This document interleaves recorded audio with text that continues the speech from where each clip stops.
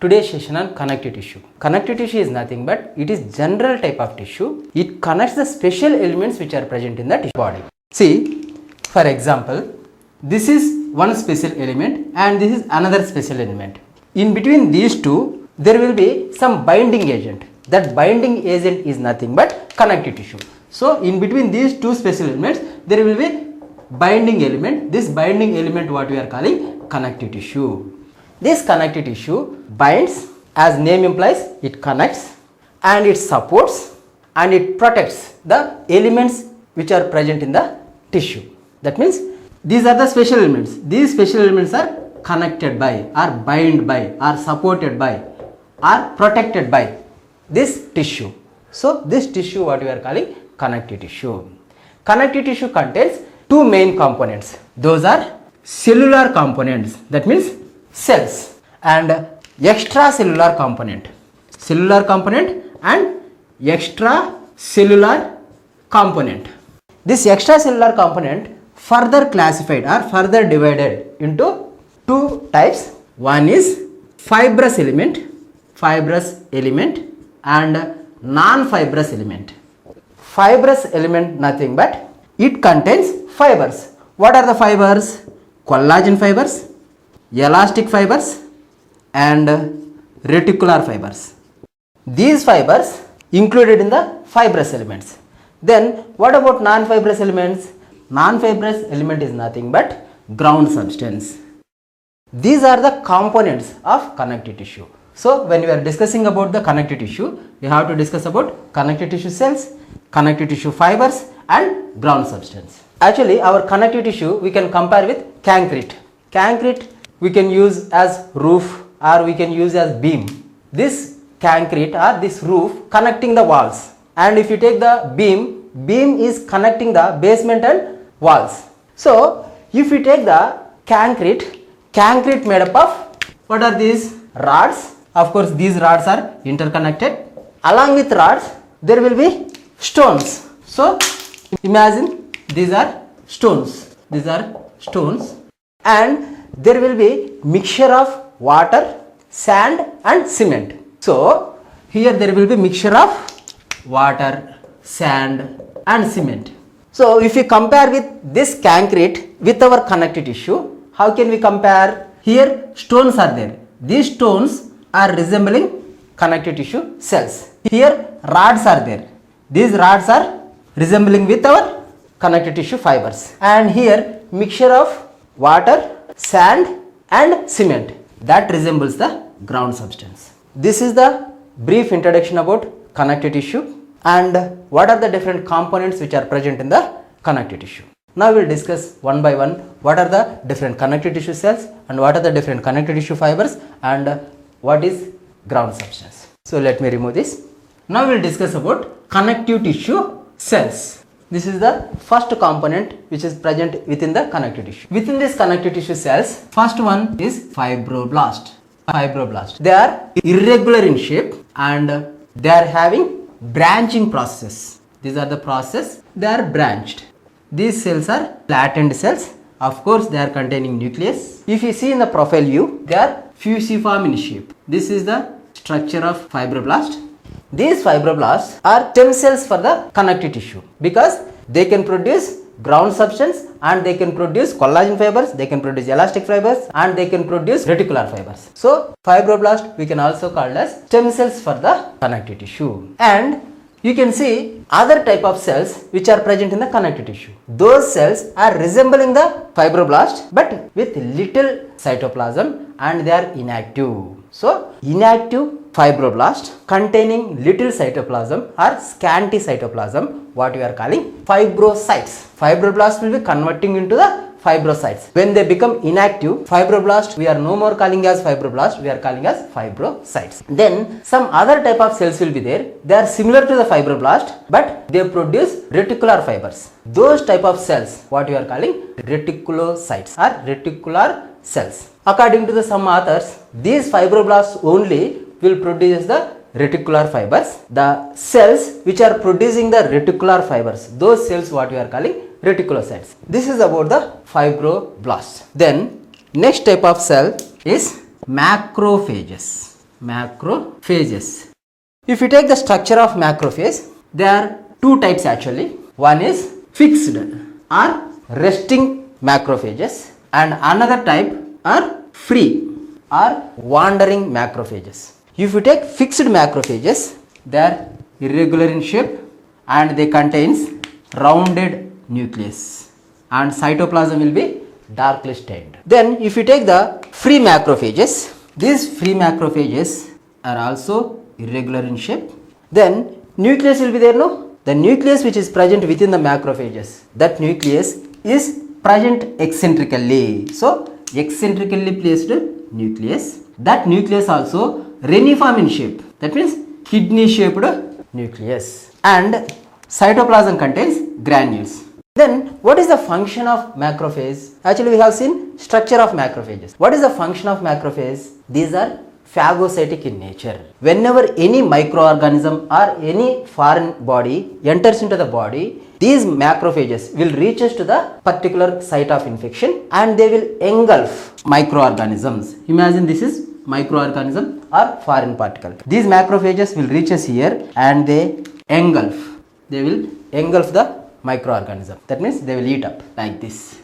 So these macrophages acting as monocellular phagocytic system because these foreign bodies are phagocytosed by these macrophages. So macrophages are included in the mononuclear phagocytic system.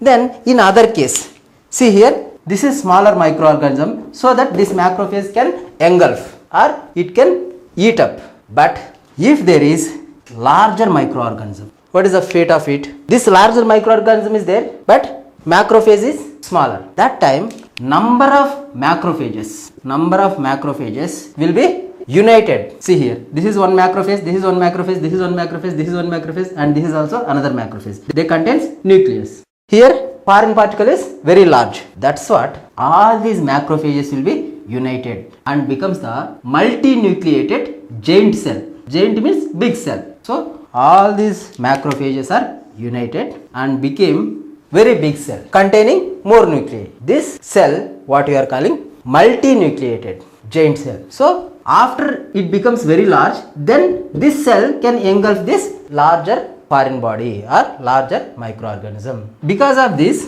macrophages are included in the defensive mechanism. This is about macrophages. Next we will discuss about next cell, that is mast cell. Actually macrophages we can also call as histiocytes. We can also call as plasmatocytes. Don't confuse if they ask what is plasmatocyte. Plasmatocyte is nothing but macrophage only. Histiocyte means macrophage only. If we take the next cell, mast cell.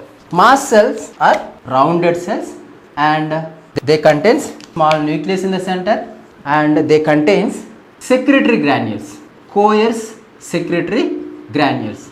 And at the periphery of this cell we can see some modified microvilli. Some modified microvilli what we are calling philopodia or pseudopodia. This modified microvilli what we are calling philopodia or pseudopodia. Larger cells, smaller nucleus will be present.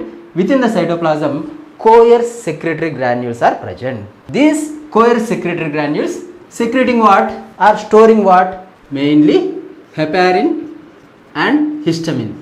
Actually along with heparin and histamine, these cells can produce serotonin and can help in the production of hyaluronic acid. Heparin is anticoagulant, histamine is vasodilator. So these secretions will be released whenever there is hypersensitivity reactions or allergic reactions and also in the inflammatory reactions, right? So in the inflammation and anaphylactic reactions, these secretions will be released. This is about mast cell. Very simple. Larger cells, smaller nucleus contains coerce granules and pseudopodia or philopodia. Secretes histamine and heparin. These cells present around the blood vessels. So that is about mast cells. Next cell is plasma cell. Plasma cell. Actually plasma cells are derived from the B lymphocytes. When the body infected with any infection, B lymphocytes will be converted into plasma cells.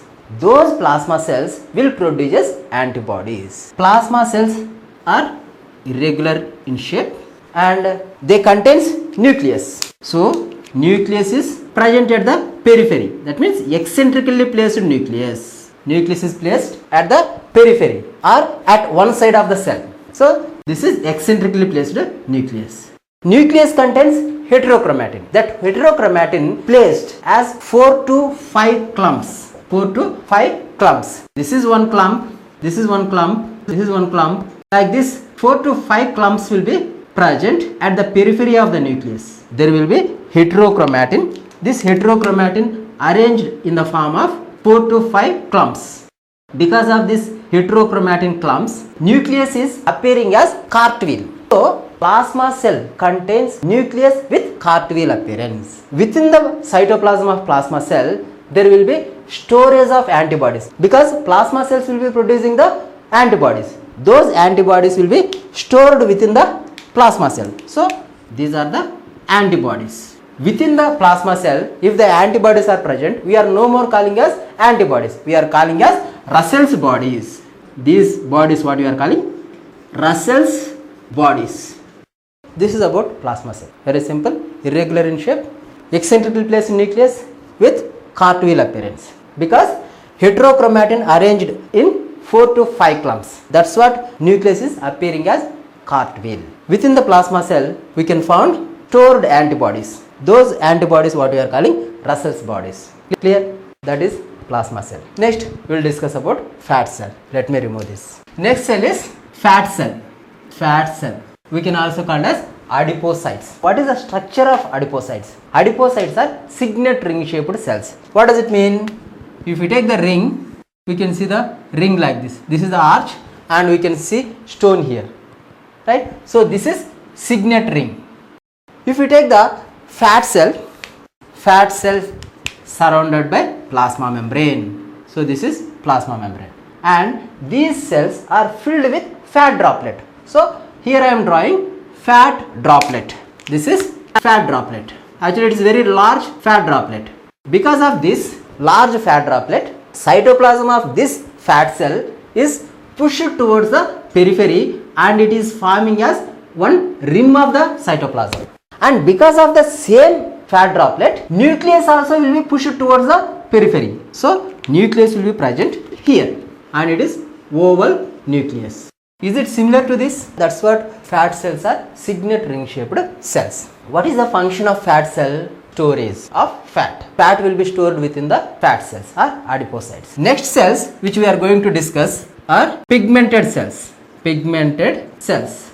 Cells are flattened and contains branching process. So cell will be like this. Flattened cells will be there. These flattened cells shows process. Those processes are branching in nature. That means branching process will be present. These cells contains nucleus and granules which contains melanin. That means it contains pigmented granules. These are the pigmented granules. These pigmented granules contains brown color pigment called melanin. This is about pigmented cells. We can also call as melanocytes. See here, flattened cells contains irregular and branching cytoplasmic extinctions. We can also call as processes. Branching processes are present and they contains granules. These granules are filled with pigment. So these granules what we are calling pigmented granules. Which pigment is present? Brown color pigment will be there. That brown color pigment what we are calling melanin. This is about pigmented cells. Then there will be some other pigmented cells. Those pigmented cells will not produce melanin, but those cells containing pigment. How come? See here. This is the cell with nucleus. Actually this cell will not produce any pigment, but this cell contains pigment. How come? See here. This cell engulfs the pigment which is produced by the other cells. So it contains pigment.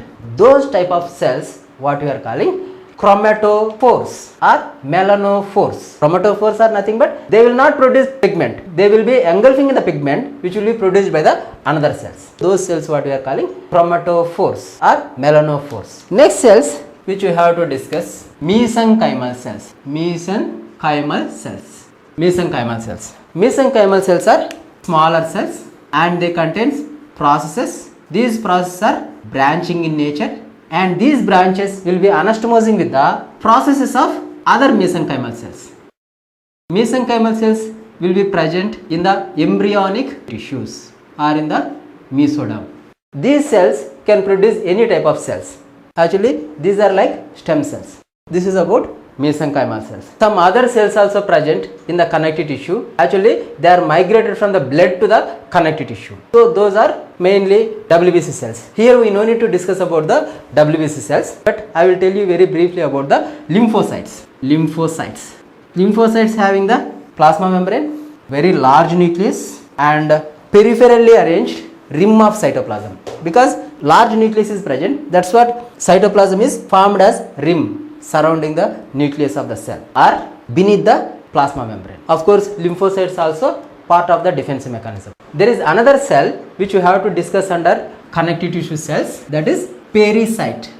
These cells are present in relation with the capillaries and small venules. See here, this is one capillary. Of course, capillaries are lined by endothelial cells. So these are the endothelial cells. Surrounding the endothelial cells, there will be lightly stained cells. Those cells what we are calling pericytes. Imagine this is perisite and it contains processes. What is the function of it? During wound healing, they can differentiate into smooth muscle cells, fibroblast and myofibroblasts. This is about pericytes. Now we will discuss about connective tissue fibers. Till now we have discussed about connective tissue cells, that means cellular component of connective tissue. Now we are going to discuss about extracellular component of connective tissue. In the extracellular component of connective tissue, we have to discuss about fibrous elements and non-fibrous element. Actually, fibrous elements are connective tissue fibers. So now we are going to discuss about connective tissue fibers.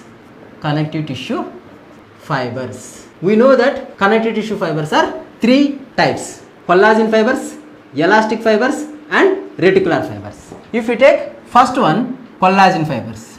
Collagen fibers are arranged in the form of bundles. Under microscope, they may be appearing as straight or wavy bundles. If you take the single fiber, it will not be branched. But if you take the bundle of the fibers, this bundle can be branched. And they are present abundantly in the body. That means they are present in the almost all connective tissues. If you take the examples, they will be present in the bone, they will be present in the cartilage, and they will be present in the loose areolar connective tissue, dense irregular connective tissue, dense regular connective tissue. That means almost all connective tissue contains collagen fibers. Collagen fibers will be produced by the fibroblast. If you go for still more micro details, collagen fibers are formed by glycoprotein called as collagen. It's a protein called collagen. Three procollagen united and forms tropocollagen. These tropocollagens united and forms the microfibrils. Microfibrils united and forms collagen fibril. Collagen fibrils united and form collagen fiber. Collagen fibers united and forms the bundles of collagen fibers. So these are the micro details how collagen fiber bundles will be formed. Very simple. 3 procollagen united and forms tropocollagen. Tropocollagens are united and forms the microfibrils. Microfibrils united and forms collagen fibril. Collagen fibrils united and forms the collagen fiber. Collagen fibers are united and forms the collagen fiber bundles. This is the structure of collagen fibers and distribution of collagen fibers. What are the different types of collagen fibers? Actually, collagen fibers will be divided into many types, but we will discuss only main types: type 1, type 2, type 3 and type 4 mainly. Type 1 fibers, these are 250 nanometers in diameter. They are abundant in distribution. They are present in the tendons, ligaments, bone, reticular layer of dermis of skin. So abundantly distributed. Actually, type 1 collagen fibers are very larger in diameter. Then if you take the type 2 collagen fibers, these type 2 collagen fibers are very less in diameter. That means the thickest type 2 collagen fibers are 100 nanometers in diameter. The thinnest type 2 collagen fibers are 20 nanometers. That means this is maximum and this is minimum. Then where can you found type 2 collagen fibers. Type 2 collagen fibers we can found in the hyaline cartilage, vitreous body of eye, and we can also observe in the nucleus pulposus of intervertebral disc. These are the examples for type 2 collagen fibers. Hyaline cartilage, vitreous body, and nucleus pulposus. Then if you take type 3 collagen fibers, type 3 collagen fibers are reticular fibers. Actually reticular fibers are nothing but type 3 collagen fibers only. But these collagen fibers are surrounded by glycoprotein, and diameter of these type 3 collagen fibers are not regular. That means irregular in diameter. So that is type 3 collagen fibers. Anyway, we are going to discuss about the reticular fibers separately. That's what I am not going in detail. Then where can you find type 3 collagen fibers? In the lymph nodes, spleen, and bone marrow mainly. Of course, we can find in the liver also. If you take the diameter of type 3 collagen fibers, it is around 67 nanometers. So that is about type 3 collagen fibers. Then we will discuss about type 4 collagen fibers. These type 4 collagen fibers are very thin and they are present within the basement membrane, capsule of lens, and capsule of kidney. So that is about type 4 collagen fibers. Type 4 collagen fibers are very thin. They are distributed or they are present in the basement membrane. We can see the basement membrane underneath the epithelium. There we can find the type 4 collagen fibers, and we can find in the capsule of the lens, and we can find in the capsule of kidney. So these are the different types of collagen fibers. Now we will discuss about next type of fibers, elastic fibers. Elastic fibers. Elastic fibers shows branching and reunion pattern. That means elastic fibers are arranged as single fibers. They are not arranged as bundles. These are single fibers and they shows branching pattern and also reunion. That means see here, this is a fiber, it is divided, and if you take another fiber, it is also giving branch. These branching fibers are anastomosing with these branches. Elastic fibers shows branching and reunion pattern or branching and uniting pattern. Of course, elastic fibers also will be produced by the fibroblast only. But in case of blood vessels, elastic fibers are produced by the smooth muscle fibers. Remember this. Actually, elastic fibers will be produced by fibroblast only. But the elastic fibers which are present within the blood vessels, those elastic fibers are produced by the smooth muscle fibers or smooth muscle cells. Then where can you find? We can find wherever the elasticity is needed. In the lungs, elastic fibers are needed. In the anterior abdominal wall, to stretch, elastic fibers are needed. And blood vessels, that means large blood vessels, needed elasticity. In case of aorta, pulmonary trunk and other large blood vessels, contains elastic fibers. And ligamentum flavum, ligamentum nuchae, those structures also contain elastic fibers. And one more thing which we have to discuss here is elastic fibers are covered by glycoprotein layer called fibrillin. Actually, if there is defect in the formation of fibrillin, which leads to Marfan's disease or Marfan syndrome, it is autosomal dominant disease. What will happen in this case? Because of the defect in the formation of fibrillin, which leads to defective elastic fibers. If there is defective elastic fibers, what will happen? There will be loose joints, aneurysm of the blood vessels, and subluxation of the eye lens, because suspensory ligament of the lens become loose because of no elasticity. Because of that, lens will be dislocated. That disease what we are calling Marfan's disease. Marfan's disease. There will be defect in the elastic fibers. That means there will be defect in the formation of fibrillin.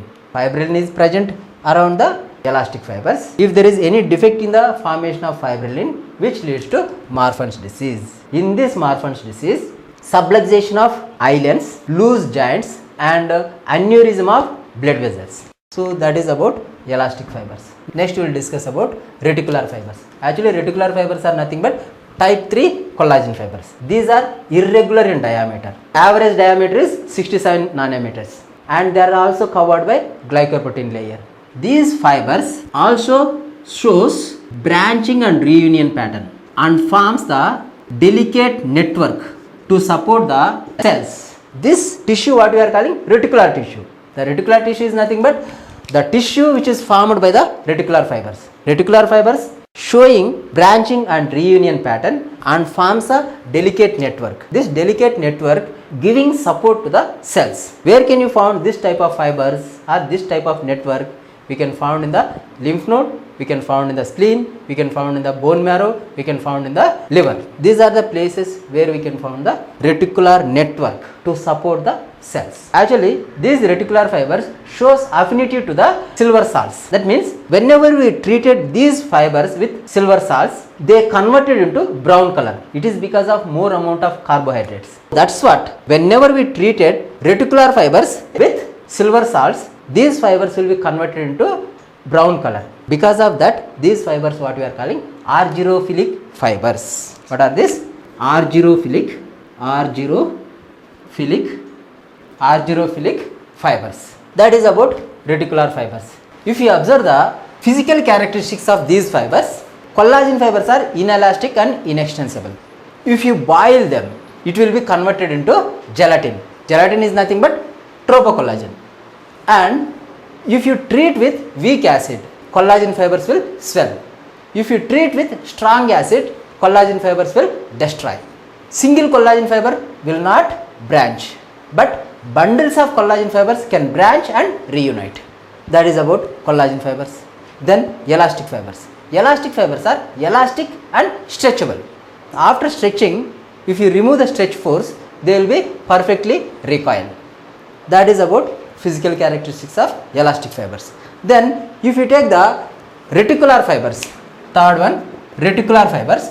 These reticular fibers are argyrophilic fibers, because if you treat reticular fibers with silver salts, they will converted into brownish in color. Because of that, those fibers what we are calling argyrophilic cells. Why they are converting into brownish in color? They contains more carbohydrates. Clear? Then what is remaining in the connective tissue? In the extracellular component, ground substance. Ground substance made up of mainly water and mucopolysaccharides. These mucopolysaccharides, two types, sulfated and non-sulfated. If you take the sulfated mucopolysaccharides, keratan sulfate, chondroitin sulfate, heparin sulfate and dermatan sulfate. But if you take the non-sulfated mucopolysaccharides, very simple, those are hyaluronic acid. Mixture of all these substances along with water, that is ground substance. Clear? So these are the components which are present within the connective tissue. After completion of cellular components and extracellular components of connective tissue, now we will discuss about what are the different types of connective tissues which are present in our body. Right? Let me remove this. Now we will discuss about what are the different types of connective tissues present in our body. Actually, connective tissue types are classified based on the abundance of type of connective tissue cells and pattern and concentration of connective tissue fibers and characteristics of ground substance. Based on all these elements, connective tissue will be classified. First one is loose areolar tissue. Loose areolar tissue or loose connective tissue. Loose areolar tissue or loose connective tissue. What is the characteristic features of loose connective tissue? Within the loose connective tissue, there will be collagen fibers, elastic fibers and connective tissue cells embedded within the ground substance. That means loose areolar tissue contains bundles of collagen fibers and elastic fibers. Along with that, all types of connective tissue cells except reticular cells. That means connective tissue cells and connective tissue fibers are present within the ground substance. So how it will be? These are bundles of collagen fibers. These are bundles of collagen fibers. These are the bundles of collagen fibers. Then there will be elastic fibers also. These are elastic fibers. Elastic fibers, single fibers also can branch. These are elastic fibers and they will reunite with branch of other elastic fiber. Along with these fibers, there will be connective tissue cells. So here I am drawing connective tissue cells. Imagine this is plasma cell. Imagine this is mast cell, and here macrophage, and here fat cell. Like this, different connective tissue cells will be there, except reticular cells or reticulocytes. So this is loose connective tissue. Where can you find subcutaneous tissue of eyelids, penis, scrotum, labia minora and areola of nipple. These areas we can find the loose areolar tissue. Right? Some other places also there. At this session you remember this much, that is sufficient. This is about loose areolar tissue.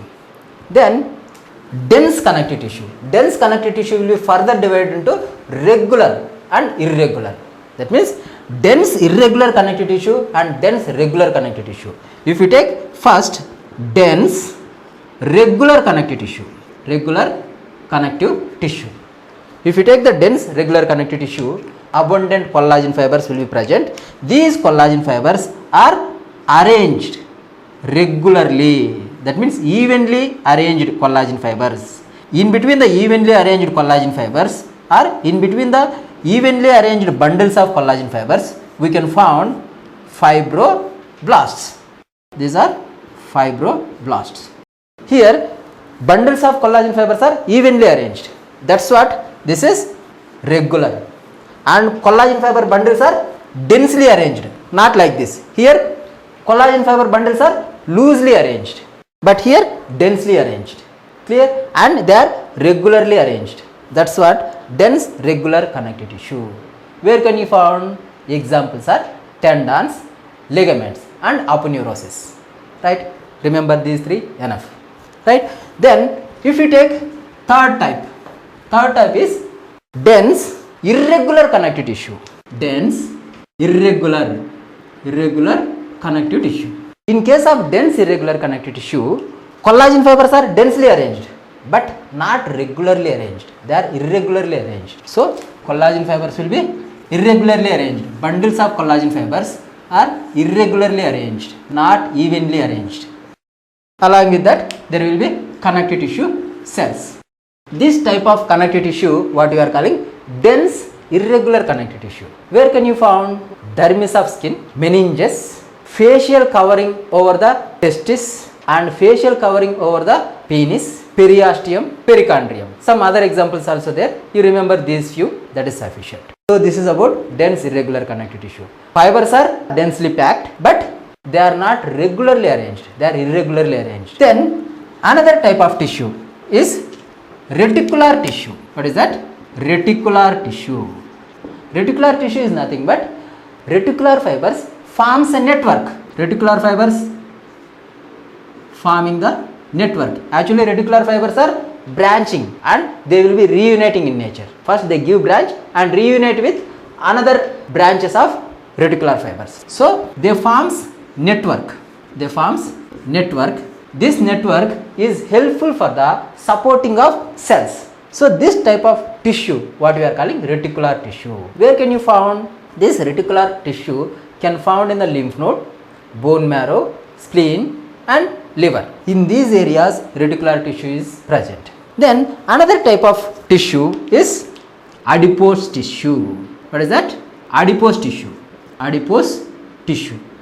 Adipose tissue is nothing but aggregation of fat cells at one place. That tissue what we are calling adipose tissue. In the adipose tissue, cells are empty when we stain. During routine histological process, fat goblet will be removed off so that cells will be appearing empty and nucleus will be pushing towards the periphery. Because of this, we can find very thin rim of cytoplasm just beneath the plasma membrane. So if you take single cell, it will be like this.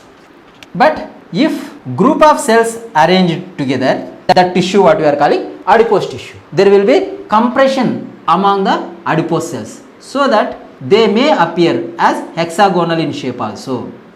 Where can you find adipose tissue? This is nucleus.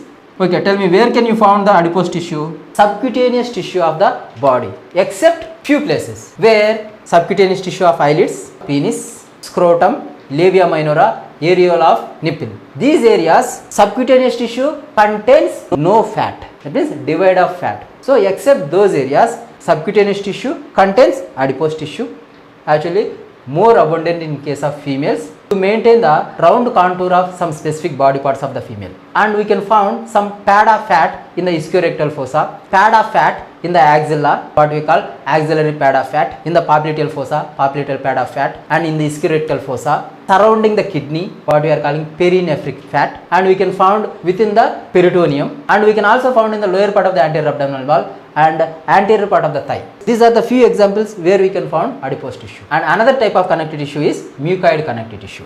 Mucoid connective tissue is nothing but it is embryonic connective tissue. It contains Wharton's jelly, that means jelly like ground substance, and contains very thin collagen fibers and few fibroblasts and mesenchymal cells. Structure will be like this. Few collagen fibers will be there and fibroblasts will be there, and also mesenchymal cells are present. So this type of connective tissue what we are calling mucoid connective tissue. Where can you found? We can found in the pulp of developing tooth and umbilical cord. Of course, we can give some other examples also, like vitreous body of eyeball, nucleus pulposus of intervertebral discs. This is about mucoid connective tissue. These connective tissues are general type of connective tissues. What are those? Loose connective tissue, dense regular connective tissue, dense irregular connective tissue, reticular tissue, adipose tissue, and mucoid connective tissue. And what are the special connective tissues? Cartilage, bone, and fluid connective tissue is blood. Those things we will discuss in the further sessions. I hope you understood the concept. That's it for today.